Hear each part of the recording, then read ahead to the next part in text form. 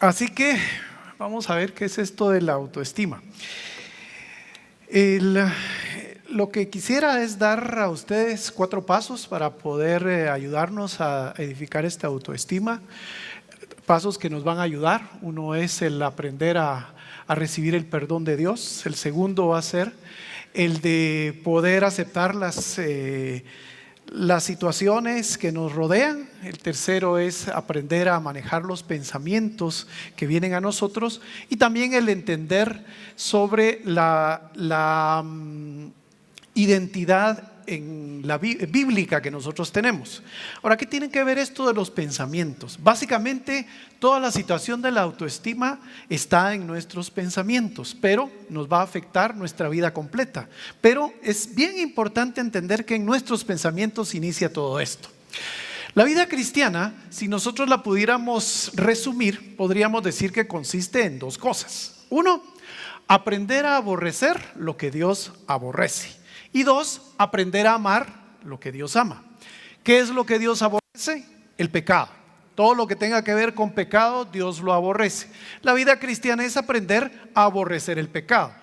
¿Qué es lo que Dios ama? Dios ama a las personas, a su creación privilegiada, especial, a la que le ha dado una imagen de sí mismo, a las personas. Así que la vida cristiana consiste particularmente en amar a las demás personas y principalmente amarnos a nosotros. Empieza con eso, con amarnos a nosotros, que somos personas especiales para Dios.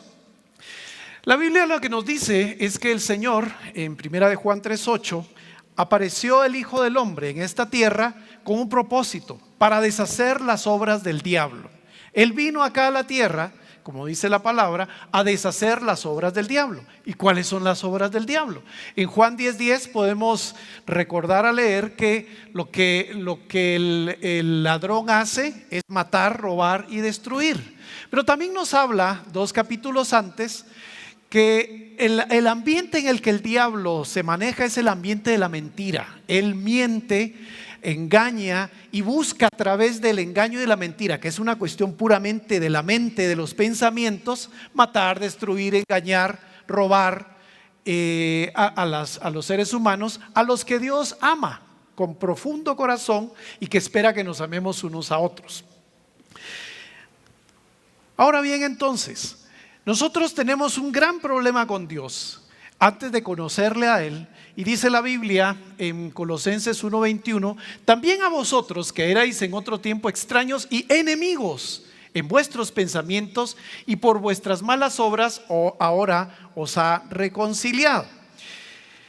El asunto es que en nuestros pensamientos, cuando nosotros pensamos diferente a lo que acabamos de hablar, Dios aborrece el pecado, y en lugar de eso nosotros amamos el pecado. Dios ama a las personas, y en lugar de eso nosotros odiamos a las personas. Nos volvemos enemigos de Dios. Nos volvemos un choque contra Dios en cuanto a lo que Él quiere y espera que nosotros hagamos. Así que por eso dice la Escritura que éramos enemigos por nuestros pensamientos, pero que Él ahora nos ha reconciliado. Esto de ser enemigos y esto de la mente, en algún momento Jesús dio una enseñanza sobre ello y lo centró en lo que son los yugos. Las personas, estábamos platicando ayer con los Sánchez, con José Antonio y con ¿quién? Aleida. Aleida es la encargada de Sala Cuna, ¿verdad? Sí, ella. Con ella estábamos platicando, con Aleida y con José Antonio. Y Aleida me decía que ella estaba revisando unos estudios de la Universidad de Harvard. La Universidad de Harvard está en los Estados Unidos, en Massachusetts. Es la universidad más prestigiosa del mundo en este momento. Y en esa universidad hicieron un estudio sobre la felicidad. Y que en ese estudio se dieron cuenta que el 60% de nuestros pensamientos diarios son negativos, son pensamientos negativos. Que alguien se va a morir, o que hoy me va a salir mal algo, o que están pensando mal de mí, o lo que sea. Y esto hace que la gente no sea feliz, porque la mayoría de los pensamientos, o por lo menos más de la mitad de nuestros pensamientos, son pensamientos negativos. En nuestros pensamientos empieza a ocurrir empieza a formar una plataforma desde la cual nosotros vamos a volar, pero vamos a volar hacia la falta de felicidad y hacia lo negativo. Así que hay personas que no son felices, y más que no son felices, andan caminando en la vida subyugados por esos pensamientos incorrectos. Recordemos otra vez, lo que el diablo hace es, a través de los pensamientos, empezar a poner en nosotros situaciones que nos subyugan. Subyugar. ¿Qué quiere decir esto de subyugar? En Mateo 11 podemos encontrar esta palabra de yugo, la palabra, por ejemplo, cónyuge, que es una palabra que nosotros utilizamos para hablar del esposo o la esposa, tiene que ver con alguien que usa un yugo, alguien que está en yugo.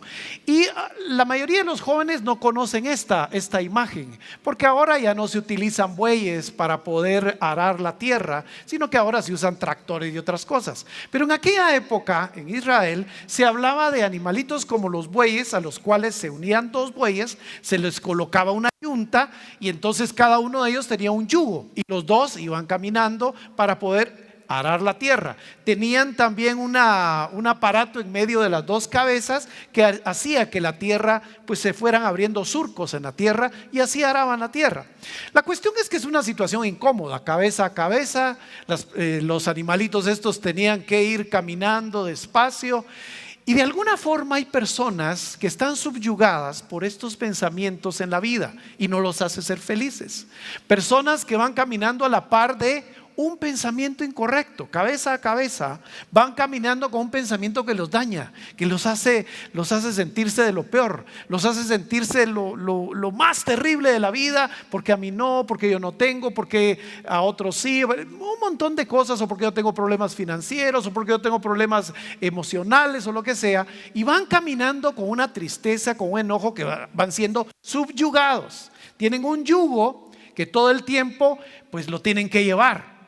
Así como hacían en la antigüedad, en alguna manera, para aquellos que querían torturar, y cuando mataban a alguien pues le amarraban al muerto encima para que el muerto se fuera descomponiendo y la persona fuera sufriendo y muriendo poco a poco de infecciones y cosas así. Hay gente que va caminando en la vida con un yugo a la par, un yugo que les quita la felicidad, que los daña y que les va haciendo personas tristes, molestas y hasta personas totalmente infelices. Lo que dice la Biblia sobre el Señor, en cambio, es que en Mateo 11:28 Él decía: venid a mí todos los que están cargados, trabajados, fatigados, porque yo los voy a hacer descansar, dice el Señor en esa escritura. Y nos habla de que mi yugo es fácil. Hablando de esta imagen, es caminar a la par de Jesús en un yugo, en unidad, como hablamos de cónyuge, estar en un mismo yugo con Él. Contrario al yugo de andar con pensamientos insanos, pensamientos de tristeza, de dolor, lo que sea, caminar a la par del Señor más bien trae a nosotros libertad. El Señor nos habla en varias escrituras. Por ejemplo, aquel día, en Isaías 10:27, aquel día te quitará su carga de encima del hombro, y su yugo de sobre tu cerviz, sobre tu cuello, de tu cabeza, será arrancado, y el yugo será destruido.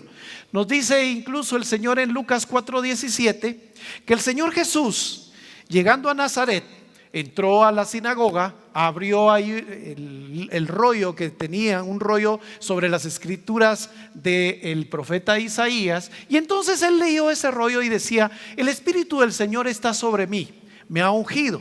Y empieza a decir varias cosas, aquí no están completas, pero dos cosas muy claras. Dice: me ha enviado a proclamar la liberación a los cautivos, para dar libertad a los oprimidos. Él venía a decirnos que está muy claro que muchas personas en la vida, como lo encontraron estos estudiosos de Harvard, no son felices. No son felices, y no son felices porque van arrastrando vamos arrastrando en nuestra forma de pensar situaciones que nos hacen infelices, que nos hacen no sentirnos bien. Pero el Señor, cuando viene a destruir, a desarmar las obras del diablo, entre lo que hace es mostrarnos el camino por donde es, y el camino que Él nos muestra es: yo les voy a quitar ese yugo. ¿Y cómo lo voy a hacer? Vengan a mí, porque mi yugo es fácil y ligera es mi carga. Si ustedes están y caminan a la par mía, como esos animalitos que vimos anteriormente, uno a la par del otro, si van caminando conmigo, el yugo se va a pudrir por la unción y yo les voy a quitar ese yugo que les impide ser felices. Así que, ¿qué es la autoestima? Porque estamos hablando de todo esto de pensamientos, de yugo, y la autoestima es algo que tiene que ver con ello. La autoestima, en otras palabras, se refiere a la opinión que nosotros mismos tenemos sobre nosotros mismos. Lo que yo pienso de mí, lo que yo pienso del valor que tengo, lo que yo pienso de las competencias que tengo, es decir, de las habilidades que tengo, de la importancia que tengo. La autoestima puede ser negativa o puede ser positiva. Positiva cuando yo pienso bien de mí, negativa cuando yo pienso mal de mí. La autoestima no tiene que ver con tener dinero o no tener dinero. Hay personas que tienen una alta autoestima, no importa si tienen mucho o tienen poco, y hay personas que tienen una mala autoestima, no importa si tienen mucho o tienen poco.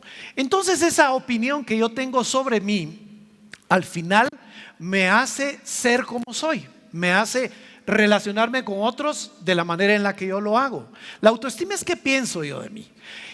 Tenemos entonces una autoestima positiva, que cuando alguien tiene una buena imagen de sí mismo, pero se pasa de ello, tiene una imagen mucho más de lo que uno es, a eso le llamamos exceso de autoestima, o sea, más allá de lo que uno debería pensar de sí mismo.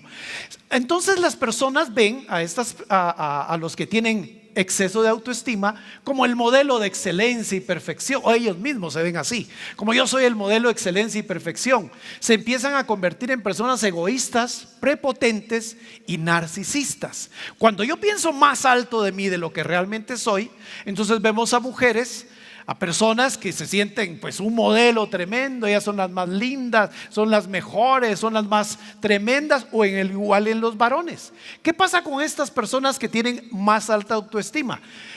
Delante de los demás empiezan a volver egoístas, son prepotentes. Aquí yo soy el más listo, ustedes son una manada de mudos, de tontos, y además se vuelven narcisistas. Todo es yo, todo soy yo, porque yo soy el centro del mundo, yo soy la persona más importante. Lo que ocurre con esta gente es que al final se van quedando solos o se van quedando solas, porque las personas los empiezan a rechazar. Porque cada vez que me siento a platicar con esta señora, solo de ella habla, y de sus hijos, y de su vida, y de que ella siempre ha tenido mejor educación, y de que yo siempre, ya qué aburrido con estas. Ya me conozco todas sus historias, siempre las repite y siempre habla solo de ella o de él.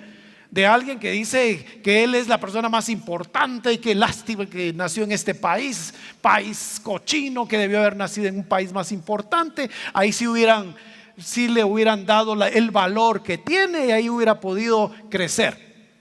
Ahora, esta alta autoestima, o más bien, perdón, exceso de autoestima, aquí en Guatemala no es mucho que se da. Hay muy pocas personas que lo tienen. Personas que tienen autoestima más alta de lo normal, o de lo debido, más bien, más alta de lo debido, no necesariamente son solo personas que tienen mucho dinero. Hay personas que no tienen y tienen un exceso de autoestima. Esto se da más en países muy grandes, países que están constantemente enseñando a su gente que son los más importantes del mundo. Pensemos en los Estados Unidos, México, por ejemplo, México primero, México de último, mi lindo México, y los mexicanos somos lo mejor. O Argentina, por ejemplo, o norteamericanos, somos el país más poderoso del mundo, y los norteamericanos valemos mucho más que cualquier otro ciudadano de otra parte del mundo. Eso no está mal, eso es darle a las personas una gran estima, pero a algunos se les pasa, se van más allá de lo normal y entonces tienen ese tipo de sobreestima. En países como el nuestro, en toda Centroamérica, más bien lo que hay en general son personas que tienen baja autoestima. Baja autoestima. Podría decir varias cosas de ello, pero te voy a poner 4 preguntas que se hacen la gente, 4 maneras de hablar.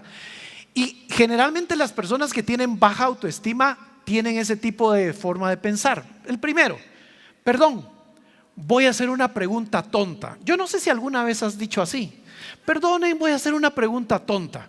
Y generalmente les contestan: no hay preguntas tontas. El que pregunta siempre va a averiguar la respuesta, así que no te preocupes.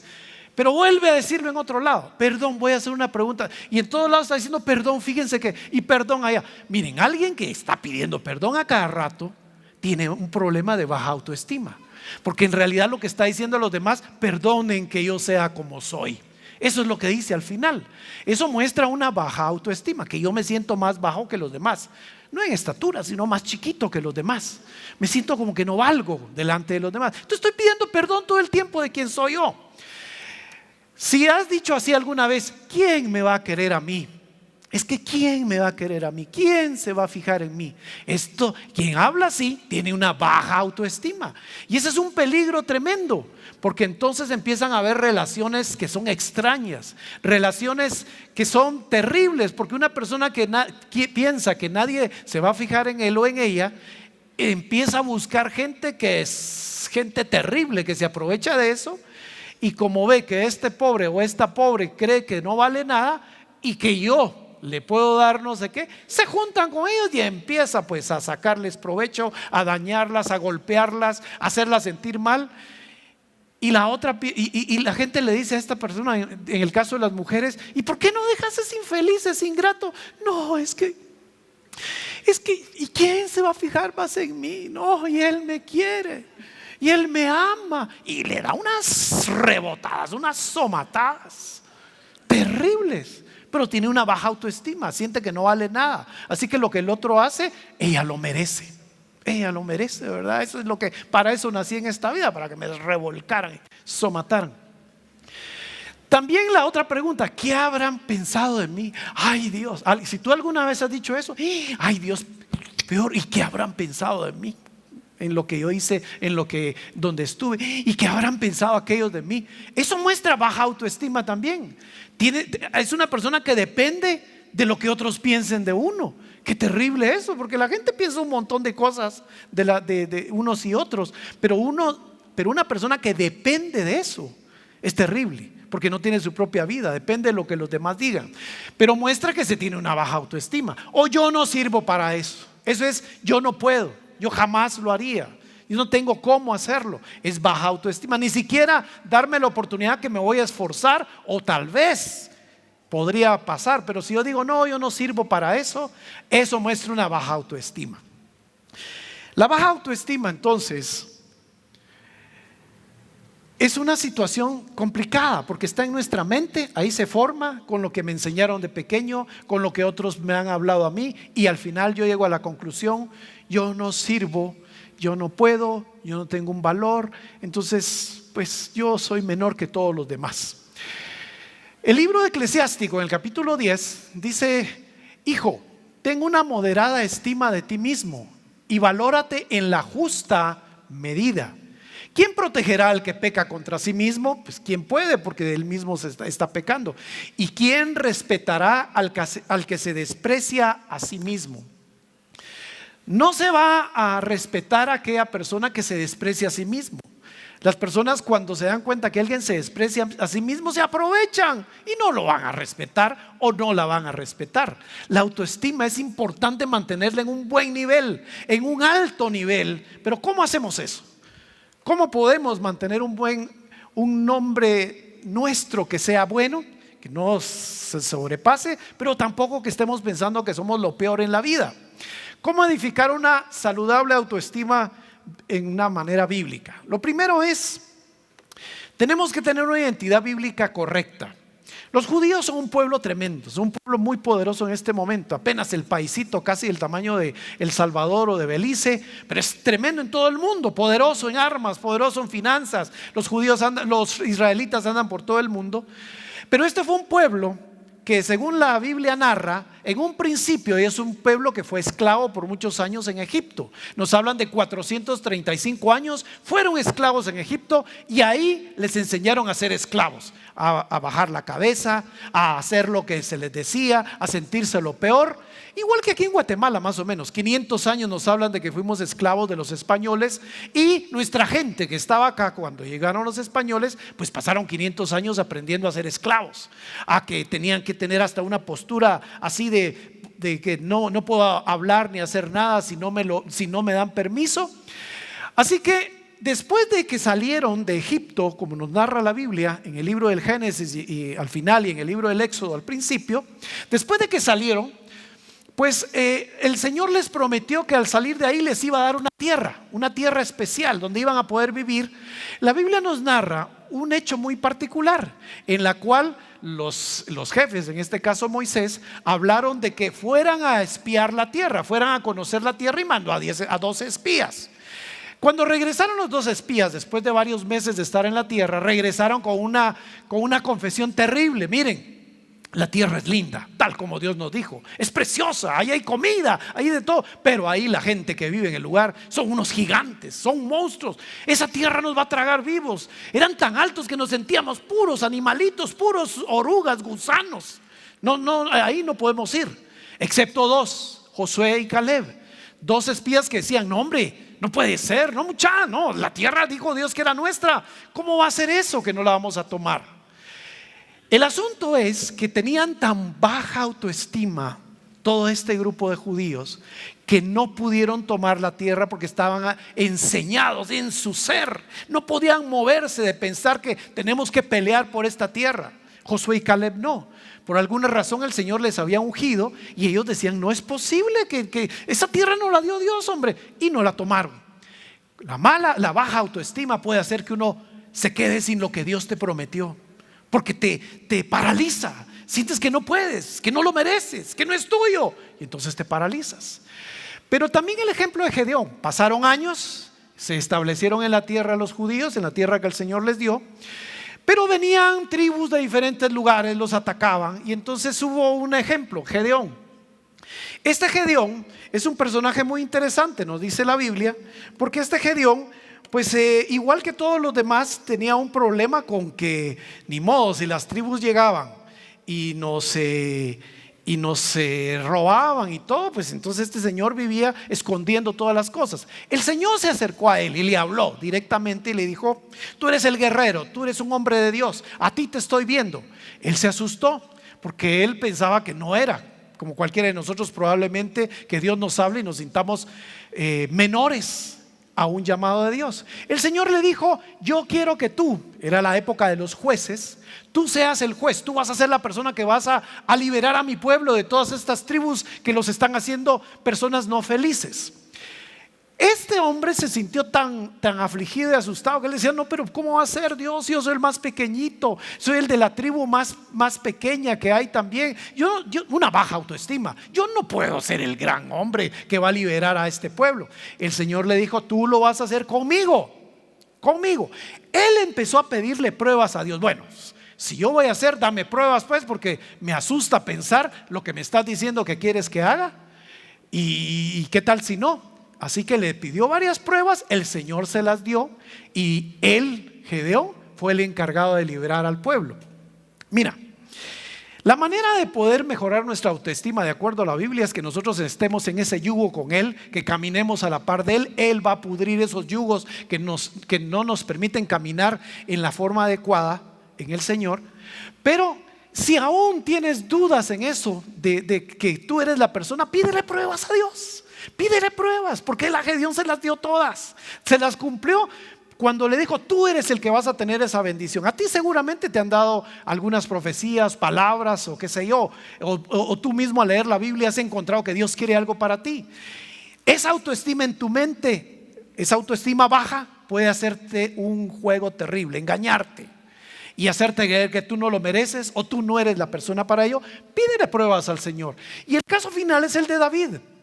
El rey David, antes de que fuera rey, era un joven que cuidaba las ovejas, y todos recordamos el pasaje de la Biblia en el cual había guerra entre los filisteos e Israel, y habían pasado muchos años después de Gedeón.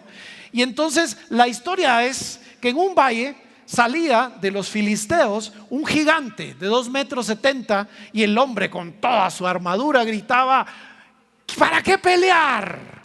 que se venga uno de ustedes a somatarse conmigo y el que venza, ese es el que va a ganar la guerra. Y todos los israelitas asustados, afligidos. Lo que la Biblia dice es que este David, al llegar al lugar, decía: ¿y este qué dice? Pues dice que mira, este nos quiere que peleemos con uno, se pelee con él. Y entonces dice David: pero ¿cómo así? Y hasta, fíjate vos, que hasta el rey dice que le va a dar a su hija para casarse con ella y le va a quitar todos los impuestos. Dice: pero es que ese no es el punto, muchachos, somos el pueblo de Dios. ¿Y cómo vamos a tenerle miedo a este incircunciso ingrato? ¿Cómo va a ser? Obviamente no estaba hablando de los genitales del señor sino que lo que estaba hablando él era de que este no es judío. Nosotros somos judíos, somos un pueblo especial, único, y este nos está haciendo dudar. No puede ser. Entonces él dijo: miren, Dios me ha ayudado a mí a matar gigantes, Dios me ha ayudado a mí a matar osos, a matar lobos, y yo he matado gigantes, así que este lo voy a matar yo de la misma manera en el nombre de Dios. Y así lo hizo en la batalla. David gritaba a propósito para que todo el pueblo judío escuchara, el pueblo israelita escuchara, que él decía: te vengo a matar en el nombre del Señor Dios de Jehová de los ejércitos. Te voy a hacer pedazos y te voy a quitar la cabeza en el nombre de Dios, para gloria de Dios. ¿Qué es lo que estaba haciendo David? Estaba declarando poderosamente quiénes eran ellos y quién era él. Y que declarando eso, imagínense eso, si el pobre hubiera perdido, qué clavo, qué horrible hubiera sido. Que el gigante se lo hubiera comido puro pincho, se lo hubiera agarrado así. Hubiera sido terrible. Pero no pasó. ¿Por qué no pasó? Porque el Dios Todopoderoso, el Señor Dios, no miente, habla verdad. Y cuando nos está diciendo que quiere hacer para nosotros bendición, no está mintiendo. Así que lo que ocurrió es lo que tenía que ocurrir. En el nombre de Dios, ese hombre venció. Fíjense que es interesante que nosotros podamos entender cuán importante es tener una identidad bíblica correcta en nuestro diario vivir. Ahorita en la Universidad Panamericana, donde estamos trabajando varios hermanos de la iglesia, pues estamos haciendo un traslado de un sistema. Un sistema es todo lo de las computadoras, lo que permite que la gente se inscriba, lo que permite que los docentes reciban sus cheques exactamente en las fechas. Y el sistema es bien complicado. De hecho, es un sistema que tiene la Universidad de Harvard cabalmente en Estados Unidos, y nosotros lo estamos implementando acá. Ha sido un tiempo bien difícil, porque pasar a este sistema ha sido de trabajo diario, de todos los días, de noches y todo lo demás, y muy caro, de varios millones de dólares para comprar esto. En estos días, en esta semana que acaba de pasar, tuvimos una reunión y vinieron la gente que instala esto, gente mexicana y norteamericana, a una reunión donde estábamos todos los encargados de los departamentos de la universidad, decanos y la gente metida en este sistema. Y entonces el vicerrector, que es un hermano nuestro también de esta congregación, cuando da las palabras de lo que es la implementación del sistema, de poner el sistema en la Universidad Panamericana, lo que dice él es: miren, todo lo que estamos haciendo es porque Dios nos lo ha permitido. Todo lo que vamos a hacer es para gloria de Dios. Esto ha sido un gran trabajo. Agradezco a todos los muchachos que se han desvelado, a las señoritas que han trabajado un montón, pero esto es algo que Dios nos ha permitido tener.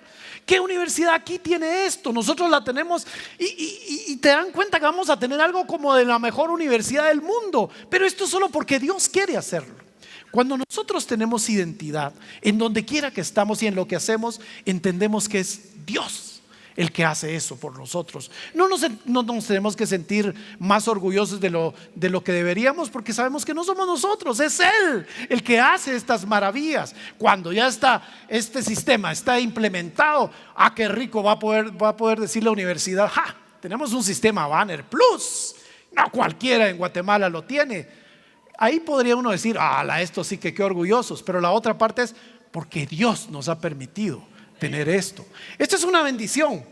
Ahora, para poder tener una buena autoestima, también tenemos que cuidar nuestros pensamientos, porque el diablo es un infeliz.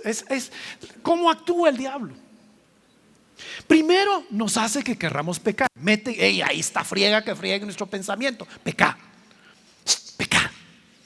Y él sabe nuestras áreas débiles, nos conoce. Peca, hombre. ahorita peca. Y después, cuando se peca, regresa, pues, pecaste. Y empieza a llenarnos en la mente. Y pecaste, qué pobreza. Pecala. Y todavía vas a la iglesia, pecadorazo. Y entonces sos hipócrita en medio. Y no solo pecador, sino hipócrita. Y chuco. Es fregado. Primero nos anima a pecar, nos empieza a empujar. Y después, cuando pecamos, tampoco somos unos niñitos de ovejitas. Obviamente si uno peca, peca por su voluntad. Pero lo que estoy hablando es cómo el diablo presiona y después te empieza a acusar. Hay que cuidar los pensamientos. Tenemos que cuidar nuestros pensamientos, disciplinar nuestros pensamientos. Y la verdad es que sí, esos pensamientos los tenemos. Yo, al tener ese tipo de pensamientos, por ejemplo, he hecho algo cuando empiezo a sentir, porque me vienen cada cierto tiempo pensamientos, porque he tenido también esa lucha con la baja autoestima, que he tenido baja autoestima también, y estoy luchando contra ella. Entonces vienen pensamientos de ese tipo. Vienen pensamientos: vos no sos, no servís, no das la talla.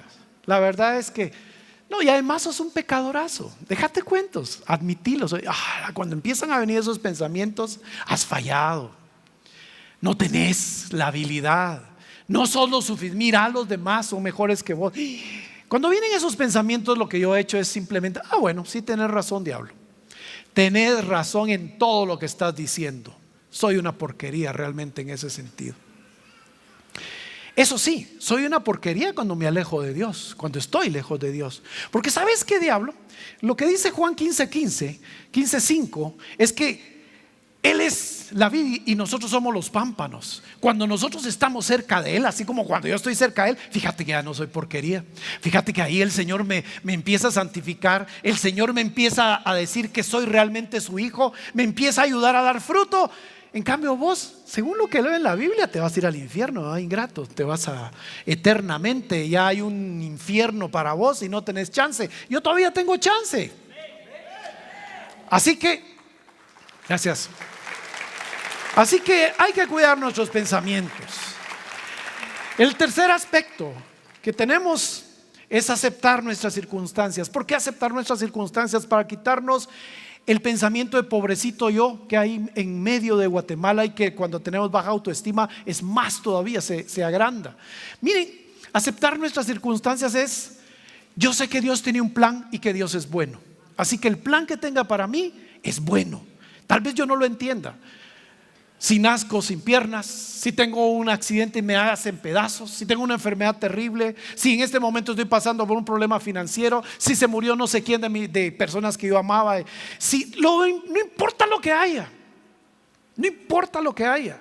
Las circunstancias yo las acepto por dos razones. Primero, porque sé que Dios tiene un plan conmigo, y sea lo que sea que me está ocurriendo, estoy en su plan. Pero dos, Él es bueno. Así que si ese plan no me gusta y está terrible, tomarme esa cucharada amarga, de todos modos Dios es bueno y no me puede estar haciendo algo para destruirme. Simplemente Él es bueno y sé que, miren, ¿qué dice la Biblia sobre esto? Dice en Proverbios 15:15 que las personas que están angustiadas, las personas que tienen en su corazón angustia, toda su vida es terrible. Mientras que las personas que son felices, pues para ellos toda la vida es estar en una fiesta, están alegres. Es cuestión del corazón, de los pensamientos. Es algo que no tiene que ver con lo que me rodea, sino con lo que yo estoy pensando. ¿Qué nos dice Habacuc? Nos dice que aunque no haya ganado en mi casa, o sea, no tenga la plata suficiente, aunque no estén dando fruto todo lo que yo creí que era para mí, con todo eso, aunque no haya nada de eso, yo me alegro en Jehová, porque Él es mi Señor. Yo me gozo en el Señor, no importa lo que esté ocurriendo. Así que cuando estás aceptando tus circunstancias, en lugar de sentirte como pobrecito yo, a todos les dieron pastel y a mí no me dieron pastel. Canches son todos, yo soy negrito. Todo. Déjame predicar, que gracias. Todos tienen carro, yo a pie. Cuando uno empieza a pensar eso, es casi ¿por qué a mí? ¿Por qué yo? Solo a mí, solo a mí. No, las circunstancias se aceptan porque Dios es bueno y porque tiene un plan para mí, un plan especial, un plan perfecto. Pero lo cuarto es aceptar el perdón de Dios. ¿Sabes por qué es importante aceptar el perdón de Dios? Cuando aceptas el perdón de Dios, tú entiendes que Dios te ama. Sí es cierto lo que se dice sobre el pecado. No hay pecados chiquitos ni pecados grandes. El que peca chiquito o el que peca en lo grande, igual Dios se molesta con la persona, igual hay corrección o castigo. Pero también veamos la otra parte. Dios es tan misericordioso y tan bueno que aunque peques algo pequeño o aunque tu pecado sea del tamaño de una ballena, Dios te perdona. Te perdona si tú te arrepientes del pecadito o del pecadosazo enorme. Perdón Dios porque mentí. Dije que no venía hoy a la iglesia porque XX y que si yo andaba en otra cosa. Me fui a ver un partido de fútbol. Me quedé durmiendo. ¿Qué perdón Dios? Es un pecado. Bueno, te lo perdona el Señor si te arrepientes. Perdóname, Señor, realmente no necesitaba eso. Y es más, si yo le hubiera hablado a Estuardo que no podía venir y todo, seguro que él me hubiera dicho: no te preocupes, hermano, es buena onda. Estuardo es buena onda. Y me hubiera perdonado el Señor porque yo fui honesto y fui correcto. Pero igual es, si mataste a 1, 2 o 3 personas y las torturaste antes de matarlas, o sea, es un asesino terrible, Dios te perdona si te arrepientes de eso y le pides perdón, porque ese es misericordioso. Entonces es tan importante aceptar el perdón de Dios. Por eso el hermano del hijo pródigo estaba tan enojado. ¿Cómo es posible? Yo todo el tiempo he estado contigo, papá, y a este ingrato de mi hermano que se fue a chupar ahí con las señoritas de los bares y todo lo demás, se acabó todo el pisto, y a él le das fiesta y le pones ropa y le das un anillo. Porque Dios es bueno, como ese padre que nos muestra. Y cuando regresa su hijo que había estado muerto, lo ama, lo perdona y lo bendice. Y había que perdonarlo porque el otro tampoco hizo una cosa linda que digamos, se gastó toda la plata que le correspondía. Pero igual, por eso es que aquellos hombres que habían trabajado todo el día también estaban muy enojados. Porque ¿cómo es posible que nos contrataste desde temprano, trabajamos todo el día, y cómo no, aquel que apenas media hora antes de terminar lo contrataste y le pagas lo mismo? ¿Qué dijo este jefe? ¿Y tú tienes envidia de que yo sea bueno? Yo le pago a cada uno como es, y les pagué a ustedes lo que les prometí, y aquel, si yo quiero, le pago igual. No importa si en el último minuto se puso a trabajar, porque él es bueno. Pero más importante, acepta el perdón de Dios, porque eso te muestra quién eres, hijo del Señor. Hija del Señor. Él nos ha adoptado como sus hijos preciosos y nos ama, nos perdona porque nos ama. Y una y otra vez estás pecando. Otra vez pequé, a la puchis, oh Dios, perdón. Jesús le dijo a sus discípulos: si 70 veces al día, 70 veces en el día te hacen un daño, pero te piden perdón, perdónalos. Dios lo dijo, ¿cómo no lo va a hacer Él? ¿Cómo no lo va a hacer Él? Entonces, esto nos da una mejor estima de quienes somos. Y terminamos de esta forma. Ya dijimos: identidad bíblica correcta, cuidar nuestros pensamientos, aceptar las circunstancias que nos rodean, aceptar el perdón de Dios. El amor al prójimo comienza por la autoestima. En Levíticos 19:18 y Mateo 22:30 dice la Biblia que amemos a nuestro prójimo como a nosotros mismos. Así que si queremos amar al prójimo cumpliendo una ley que Dios nos dio, empecemos con amarnos a nosotros mismos. Amémonos a nosotros mismos. Si nos cuesta, bueno, ahí tenemos 4 pasos que podemos dar, bíblicos, para que el Señor nos ayude a amarnos a nosotros mismos. Vamos a orar. Santísimo Señor, te damos gracias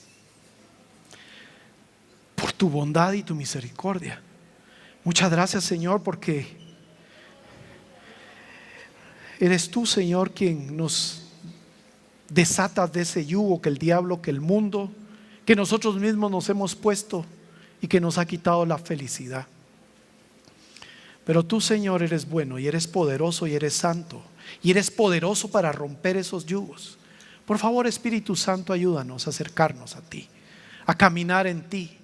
Espíritu Santo, por favor, ayúdanos, guíanos, danos la fortaleza para no pecar, para agradar al Padre.